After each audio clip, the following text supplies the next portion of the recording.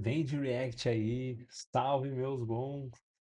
A gente tá aqui na sexta parte do React ao debate sobre idolatria entre o professor Ariel Lazari e o pastor Eliseu no Inteligência Limitada. Esqueci de servir meu café. Esse debate está sendo dividido porque é um debate longo, né? Então, estou fazendo em várias partes. A gente está aqui na segunda metade do segundo bloco. Ainda vamos ter mais o terceiro bloco e as considerações finais pela frente. Mas estamos chegando lá. Tá um debate muito interessante, apesar de que agora ele já tá chegando no momento crítico, tá ficando mais tenso, e apesar de eu estar ficando angustiado, se tu já acompanhou os outros, tu sabe do que eu tô falando, se tu não acompanhou, volta e assiste os outros vídeos, porque eu tenho ficado angustiado com alguns argumentos, com alguns loopings, assim, de argumentos. Mas tá um bom debate de assistir, tá? Espero que vocês estejam gostando de assistir comigo. Me conta aí o que você tá achando. Já aproveita, ó, lê esse QR Code aqui, bem do ladinho aí pra vocês, para colaborar aqui com a Patrono, fazer o teu Pix. Pix simples, direto no aplicativo do banco, bota o valor que tu quiser. Se quiser mandar uma mensagem, vou ficar muito feliz de ler tua mensagem. Para ajudar aqui, para a gente ter equipamento, ter assinatura de aplicativos, ter uma equipe, ter é, mais produção. A gente tem muita coisa engavetada já para fazer. Realmente tem muita coisa. Tem podcast engatilhado, tem ideias de novos vídeos, tem muita coisa aqui. E a gente precisa de mão de obra, edição, assinaturas, equipamentos. Então, vocês viram? Para quem acompanha o Todo Santo Dia, por exemplo, desde novembro lá de 2025, já vai ver que os negócios mudaram assim, ó, da água pro vinho. Ainda tem muita coisa para melhorar aqui, mas já muita coisa tá boa. Então, graças a vocês também, a ajuda de vocês, inclusive a ajuda financeira, aqui pelo QR Code, mas também ao compartilhamento, ao like, à inscrição no canal. Ajudem a chegar nos 500 inscritos, a gente está batalhando aqui para isso, para subir um pouco de patamar aqui, tem algumas outras possibilidades. Certo, vamos ao nosso react sem mais delongas. Vou dar um play aqui pra gente, vamos lá. Rafael Cardoso, Comentários do pastor, né? ele perguntou para o Ariel se a fé cristã foi corrompida ao ser oficializada pelo Império Romano e só teve a sua essência resgatada na Reforma. Nossa, essa é a tese, né, do protestantismo, de que a igreja teria ficado Será que antes eu tava falando e não e tava desligado? Acho que não, né? Acho que só o botão que não funcionou. Mas isso eu falei, acho que no último, no penúltimo, em todos os blocos. Que é isso? A igreja foi abandonada por Cristo, ela sobreviveu como uma seita secreta, como uma maçonaria. Como é que aconteceu isso? Vamos ver se o pastor responde isso. Ele já falou, a igreja ela voltou, digamos, na, na, na Revolução Protestante. Tá, mas nesse meio tempo, o que aconteceu com a igreja? Onde ela estava? 500 anos sem a graça de Cristo, que as portas do inferno teriam prevalecido sobre a igreja e que só a reforma protestante é que resgatou isso aí. Então vamos lá. Às vezes dizem que Constantino é o que fundou a igreja católica. Esse é um debate que já está Eu não sei como é que foram selecionados ou quem que fez, quais foram as perguntas, mas me parece que todas as perguntas, para um e para outro, estão sendo para levantar a bola para chutar. Tipo assim, ninguém quer saber. As perguntas selecionadas, pelo menos, elas não foram feitas pro Ariel, elas foram feitas pro Ariel atacar o pastor. As perguntas do pastor foram feitas pro pastor atacar o Ariel. Não é uma pergunta que a pessoa de fato quer entender o que o Ariel pensa, não. É uma levantada de bola para atacar o outro. Não sei se isso faz parte da dinâmica, tipo, implícita ou proposta ali nas perguntas ou qual é que é. Mas achei curioso pensar isso. Não gostei muito disso nesse aspecto do debate. Apesar de que certamente isso traz polêmica, né? desgastado, né? Se a pessoa for analisar, o pastor que inclusive citou Eusébio de Cesareia, eu comento que as pessoas leiam aí o livro História Eclesiástica de Eusébio de Cesareia, porque você vai ver Papa impondo as mãos para ordenar bispos, Papa afastando bispos, Papa corrigindo o patriarca de Alexandria, tudo isso antes de Constantino sonhar em nascer. A igreja já era católica, já tinha estrutura do catolicismo antes mesmo de Constantino se converter. A propósito, Constantino só se converteu mesmo no leito de morte, né? Nem foi antes disso. Pega, por exemplo, as cartas de Santo Inácio de Antioquia. E vejam, a gente vendo todo santo dia aqui, para quem não conhece, é uma série diária de vídeos, todos os dias temos todo santo dia, onde a gente fala sobre todos os santos e beatos daquele dia, né? Tudo que o martirológio nos traz. E a gente cansa de ver, já cansou de falar sobre isso. Constantino foi quem fundou a Igreja Católica porque ele tornou a religião oficial. Primeiro que não é isso, ele descriminalizou, ela se tornou religião oficial com Teodósio no Edito de Tessalônica já no final do século. Mas, depois de Constantino, nós temos muitos mártires, inclusive sob o filho dele, Constâncio, por exemplo, que era ariano. Mesmo depois de Teodósio, que confirma a fé católica como oficial do Império Romano, ainda assim nós vamos ter muitos mártires sob autoridades do Estado. Que igreja é essa que ela é fundada pelo Império Romano e o Império Romano segue matando ela? Faz sentido. que era discípulo de São João e sucessor de Pedro em Antioquia, e ele vai citar lá que a Eucaristia deve ser feita com o bispo. Ele já cita a estrutura que nós temos até hoje na igreja, que é de bispo, presbíteros e diáconos. Ele já vai falar dos sacramentos, a própria Didaquê, né, uma que diz que pode se batizar com o derramamento de água em vez da imersão. Então nós temos vários documentos antes de Constantino sonhar em nascer que mostram que a igreja já era católica. O que acontece depois do século IV é que as perseguições à igreja começam a reduzir e finalmente eles começam a poder construir igrejas públicas, começam a reunir todos os bispos para conversar sobre as dúvidas que apareciam na fé. E detalhe, eles chegavam lá à condenação de heresias, por exemplo, a heresia ariana, né, foi a primeira que foi condenada em concílio. O que acontece com Constantino é que ele foi um instrumento ali usado por Deus na história para que se parasse a perseguição aos cristãos. E finalmente você podia se reunir. Se você pegar a primeira carta de São Clemente aos Coríntios, por exemplo, que foi o nosso quarto papa, que foi ordenado por São Paulo, sucessor de Pedro. São Clemente, o Papa Clemente I, é um grande santo, um santo do qual eu sou muito devoto. Não sei se eu já mostrei para você, se vai aparecer bem aqui, mas eu tenho essa tatuagem aqui. Não sei se vai aparecer, que é uma âncora. A cruz ancorada é o símbolo de São Clemente, porque ele foi lançado ao mar, martirizado, lançado ao mar. E ao mesmo tempo é a cruz que nos lembra que a gente tem que ancorar no mar de Cristo, no mar de Deus. É, jogar a âncora ali, de fato, se estabelecer, é, se instalar ali. Enfim, só queria comentar isso, que de fato é uma devoção muito particular e que é uma devoção que me levou muito porque eu faço no Diário de um Paroquiano de Aldeia. Se vocês não seguem também, indico que sigam, onde a gente fala sobre vida pastoral. E São Clemente foi o primeiro grande papa a criar algumas estruturas, institucionalizar um pouco daquilo que já vinha sido feito pelos bispos até então. E ele é um papa, ele conheceu São Pedro, então é o quarto papa. Logo no início do catolicismo, ele já institucionaliza algumas coisas, liturgia, algumas normas morais, hierarquia, algumas coisas, tudo isso já no primeiro século. Tá?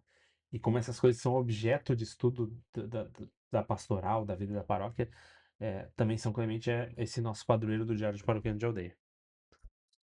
Roma, né? Ele manda uma carta para os coríntios para intervir em uma crise que estava acontecendo lá, com os leigos queriam tirar o bispo e fazer a própria interpretação da escritura.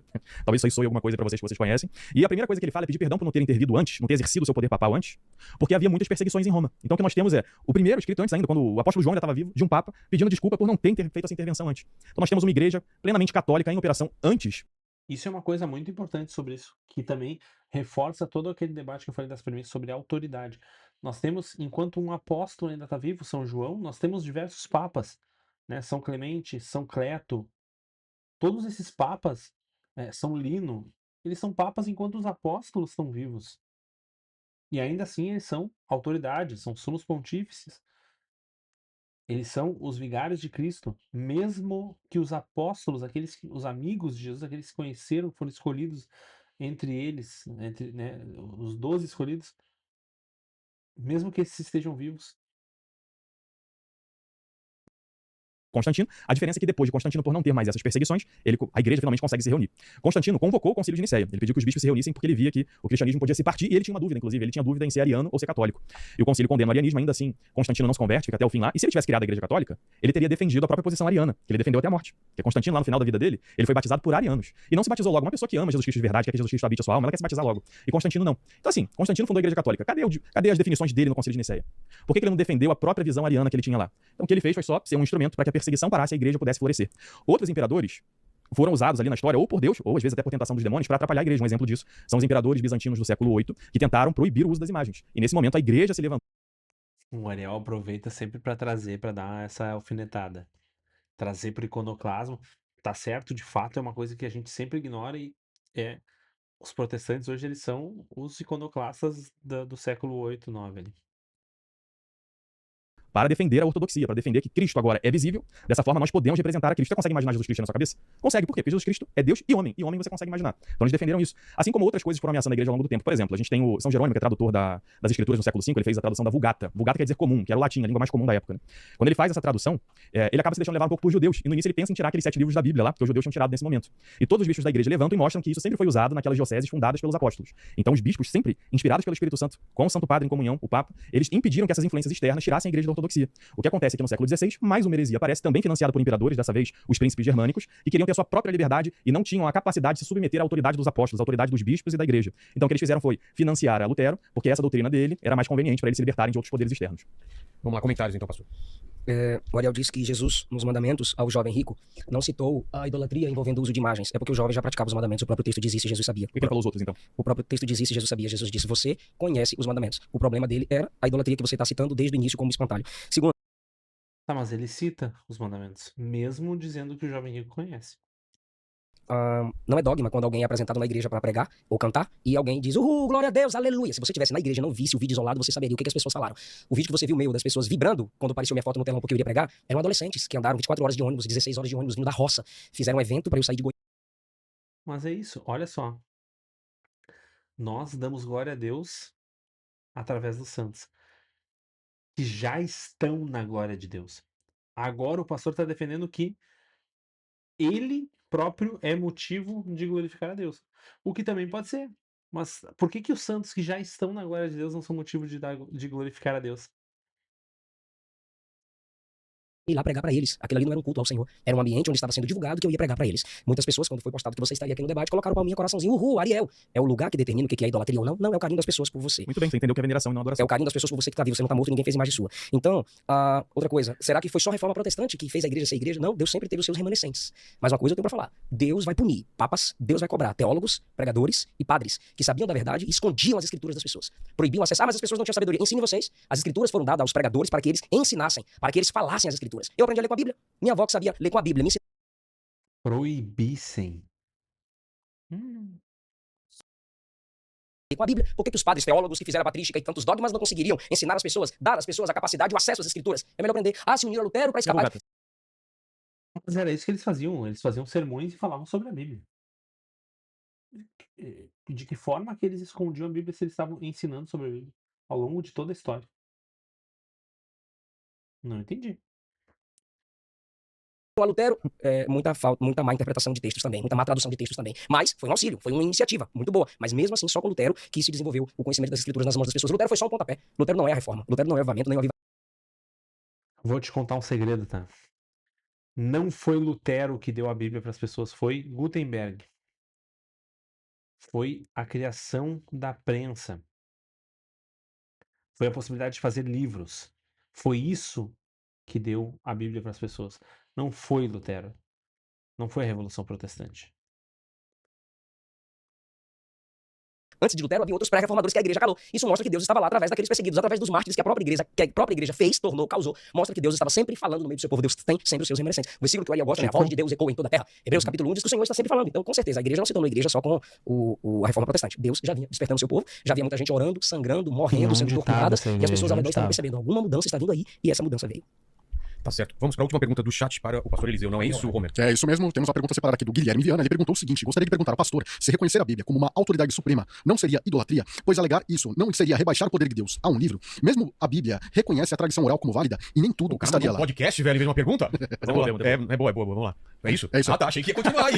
Vamos lá, pastor. Lembra de tudo? Quer que repete? Repete pra mim que Então vamos lá. Vou colocar a Bíblia como... Ele perguntou se reconhecer a autoridade suprema não seria uma idolatria, né? Reconhecer a Bíblia como autoridade suprema não seria idolatria, pois alegar isso não seria rebaixar o poder de Deus a um livro. É reduzido a um livro, né? Mesmo a Bíblia reconhecer a tradição oral como válida, porque nem tudo estaria lá. A Bíblia deixa claro que desde o princípio É uma ótima pergunta, tá? Pode parecer, talvez alguém aí tenha achado besta, sei lá. Mas é uma ótima pergunta, porque a Bíblia, o objeto em si é desimportante. O que importa é o conteúdo dela. É aquilo que ela representa. As palavras, elas não são algo que a gente pega. A Bíblia é algo que a gente pega. O que importa é aquilo que está sendo dito. E de alguma forma, daria pra gente entender, e talvez em muitos lugares isso quase aconteça, uma idolatria ao objeto Bíblia. Se eles interpretam que a imagem do santo está sendo adorada, é muito mais plausível entender que o objeto Bíblia está sendo adorado. Se eles entendem que a Bíblia é um meio que eles têm para chegar à palavra de Deus, bom, dá para tu entender que a imagem é uma referência a uma pessoa só, que ela não é por si objeto de adoração. E que mesmo aquela pessoa também não é objeto de adoração. desejava que suas revelações normativas fossem registradas por escrito e preservadas para as gerações seguintes.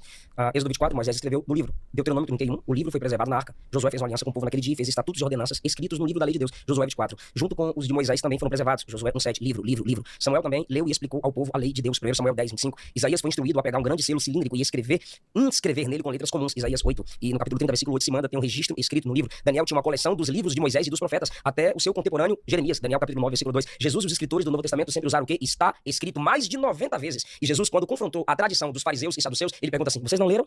Vocês não leram? Vocês estão desprezando as escrituras? É a prova de que Jesus valorizava sua verdade escrita num livro. Quando Jesus repreendeu os líderes judeus, Mateus 22:29, tudo isso deixa claro que ele tinha intenção desde o princípio de que a sua revelação fosse preservada nas escrituras e não na revelação extra-bíblica. Percebamos então que Deus sempre valorizou suas palavras normativas para a salvação da alma do homem escritas. Agora, o texto que vocês gostam tanto Nem sempre foram escritas, né? E demoraram para ser escritas. Então, enquanto os evangelhos não foram escritos, a gente teve um vácuo de Deus ali. Deus não estava naquele momento. O mesmo vácuo que a gente teve ali entre a igreja protestante e Constantino. Antes de a gente ter os primeiros livros escritos, a gente já tinha tradição oral por muito mais tempo. Nesse período também, Deus não existia, porque só vale. É o jogo do bicho, só vale o que está escrito. Vale o escrito, galera. questionar, quando Paulo fala aquele texto base que a gente tanto gosta das escrituras, ele está dizendo ali, e o solo escritura baseado ali, é que tudo que é necessário para a salvação está nas escrituras. 2 Timóteo 3,14, permanece naquilo que aprendestes, que foste inteirado, sabendo que de quem o tens aprendido, ou seja, cuidado com quem te ensina. E desde a tua meninice, sabes as sagradas letras. Eu estou mostrando agora, desde o Antigo Testamento, como Deus sempre priorizou escrever suas palavras. Onde, no que ele leu até agora, está dizendo que tudo o que se precisa, o universo de todas as coisas, está contido na Bíblia. Alcançar gerações posteriores, e que desde a sua meninice sabes as sagradas letras que podem fazer-te sábio para a salvação pela fé que há em Cristo Jesus. As escrituras te tornam sábio para a salvação pela fé que há em Cristo Jesus. Nesse contexto, ele diz toda a escritura divinamente inspirada, proveitosa para ensinar, redatar. Ó, isso aí é burrice, tá? Essa mesma coisa ele está fazendo desde o início. Toda escritura é útil para ensinar. Isso quer dizer que o que está fora da escritura não é útil? Isso quer dizer que só o que está na escritura é que é útil? Não. É simples, é lógica simples. Não tenho que falar, eu já estou falando aqui, esse é a sexta parte do React. Muda o argumento e a lógica é sempre a mesma. Ele pega uma frase que diz X. Logo, ele infere que Y e Z são óbvios também. Não, eles só não estão enquadrados no que essa frase diz. Mas não é automático que o outro também seja verdade. Tu dizer que toda a palavra é útil para corrigir, exortar, ensinar, né? Não quer dizer que o que está fora da palavra é inútil, não quer dizer que somente o que está na palavra é útil, só quer dizer que toda a palavra é útil, que não tem nada inútil dentro dela. Inclusive o que contradiz aquele negócio lá do início que ele abandonou de narrativo e normativo, que se o narrativo é inútil, então não é toda a palavra que é útil. Então ele já não entende nem o que ele está falando, toda palavra é útil. Tudo que está contido na palavra é útil. É isso que está dizendo, só. Não está falando sobre o que está fora da palavra, não está definindo o que é inútil. Corrigir, instruir em justiça, sem tradição alguma. A gente já teria isso aqui, para que o homem de Deus seja perfeito e perfeitamente instruído para toda boa obra, para ser salvo. E para boa obra, E isso é outra coisa também que eles ignoram, né? Porque para eles só existe uma interpretação, é sempre o preto no branco. O verbo se fez carne, Deus é o verbo. A palavra é Deus. A palavra não é a Bíblia que ele está na mão. A palavra é Deus. É o conteúdo do que está escrito ali que é Deus. Escritura é suficiente, é plena. Agora, isso significa que deve desprezar a tradição? Não, porque a gente valoriza a tradição, as escrituras, nós temos a história da igreja, nós acreditamos na contemporaneidade dos dons, só que acima disso tudo está as escrituras, tudo isso precisa se submeter às escrituras sagradas, já que vocês estão Que foram definidas por quem? Se tudo está submetido às escrituras, mas as escrituras têm uma origem, quem é que definiu as escrituras? da tradição, quem disse, quando disse, para quem disse, o que disse. Aí eu dou credibilidade que essa tradição está no mesmo nível das escrituras. Se o Ariel conseguir mostrar para mim, ou você que está fazendo a pergunta, ou qualquer outra pessoa, aí sim eu digo que a tradição tem esse valor que muita gente está querendo que ela tenha. Comentários, Ariel. Vamos lá, alguns comentários aqui, né? Eu acho que a pergunta é muito boa, porque realmente os protestantes às vezes nos acusam, né, de que a gente dá atributos divinos para os santos, sendo que Pedro, na segunda carta dele, capítulo 1, versículo 4, diz que nós somos chamados a ser partícipes da natureza divina. Ou seja, realmente, quando nós participamos, recebemos a graça de Cristo, de algum modo nós participamos da sua vida, versículo 4. Capítulo 1. A gente participa da sua vida divina, né? Depois, ele falou sobre que Deus sempre quis que fosse escrita a sua palavra, né? E aí cita várias coisas do Antigo Testamento, e realmente, né, parte do Antigo Testamento a gente sabe que foi escrito pelo dedo de Deus. A gente vê lá no Êxodo que Moisés sobe a montanha, passa aquele momento em oração com Deus, ele desce com as tábuas, né, escritas ali. Até uma discussão em que língua que ele trouxe isso escrito, porque nem existe o hebraico ainda, pode ser que seja até em hieroglifos ali, egípcios. Só que quando a gente vai pro Novo Testamento, tem um paralelismo grande entre Moisés e Jesus, né? Moisés, ele é uma figura também de Jesus que deveria vir. Lá em Lucas, no capítulo 6, nós temos Jesus subindo a montanha e passa a noite em oração, quando ele vai começar a vida pública dele. Igual quando o judaísmo começaria a Isso é uma coisa que eu acho que os evangélicos têm, entendem, ou pelo menos essa linha do pastor que é pré-figuração. Não, ele só entende a narrativa, o preto no branco. Aquilo nunca representa nada, aquilo é, só o que aconteceu. É tudo imanente. Nada é transcendente. Tudo dentro da palavra de Deus para ele é imanente. É tudo só o que está narrado. trajetória no deserto. E quando Jesus desce de lá, da montanha, ele não desce com as tábuas do Novo Testamento, com a lista de livros que vão compor o Novo Testamento. Ele desce com o nome Ele desce com o novo decálogo. Ele desce com o sermão da montanha. Bem-aventurados. É isso? Ele desce com a palavra falada. 12 apóstolos, nome de 12 pessoas. E ele vai dizer para essas pessoas depois, em Lucas 10, versículo 16, quem vos ouve é a mim que ouve, quem vos rejeita é a mim que rejeita. E ele vai dizer em Mateus 18, que tudo que ligares na terra será ligado no céu, e que se alguém não aceitasse a correção da igreja, que seja tratado como publicano e pecador. E ele também vai dizer, na carta a Timóteo, que ele deve escolher outros homens para impor as mãos, que ele não deve impor as mãos sobre qualquer um, porque imposição de mãos tem poder. E ele vai dizer, na primeira carta a Timóteo, no capítulo 4, versículo 14, para ele lembrar do dom que tem nele pela imposição de mãos. E em Tito, capítulo 1, versículo 5, ele vai dizer que deixou Tito lá para instituir outros presbíteros sobre as igrejas de Creta. E no capítulo 2, versículo 15, ele vai dizer que ele deve pregar isso com toda a autoridade, que ninguém o menospreze. Então, quando o pastor pergunta, né, quem disse essa tradição oral, né? Ele até citou aqui 2 Timóteo 3,16, que não diz que a escritura é suficiente, mas diz que a escritura é útil. Quem dera tivesse ali o suficiente, né? Talvez fosse um argumento para os protestantes, mas não tá. Diz que ela é útil. Assim como no capítulo anterior diz que as boas obras são úteis para deixar o homem agradável a Deus. Só que a gente não é só a boa obra, da mesma forma, né? Ela não diz isso. E na segunda carta aos Tessalonicenses, capítulo 2, versículo 15, nós temos: sigam as tradições orais que eu vos deixamos, seja ela escrita ou oral. Seguir as tradições que foram ensinadas. Então, quem disse? Quem é que falou a tradição oral? Os sucessores dos apóstolos, a quem Paulo diz aqui em Tito, capítulo 2, versículo 15, que preguem com toda a autoridade. Por isso nós cremos neles. Tá certo. Terminamos aqui esse bloco, então. Vamos agora para as considerações finais, certo? Então solta o vídeo, diretor. Terceiro bloco, conclusão e encerramento. Bom, chegamos ao final de mais um bloco, segundo bloco. Eu vou fazer depois mais uma parte apenas com todo o terceiro bloco, encerramento. Talvez um pouquinho mais na velocidade 2, de repente. Então, deixa o teu like, a tua inscrição aqui, te inscreve, é muito importante, comenta, ajuda aqui no Pix, QR Code, tá bem facinho de fazer. E eu te espero na última parte desse react e no todo santo dia. Todo santo dia. Até a próxima.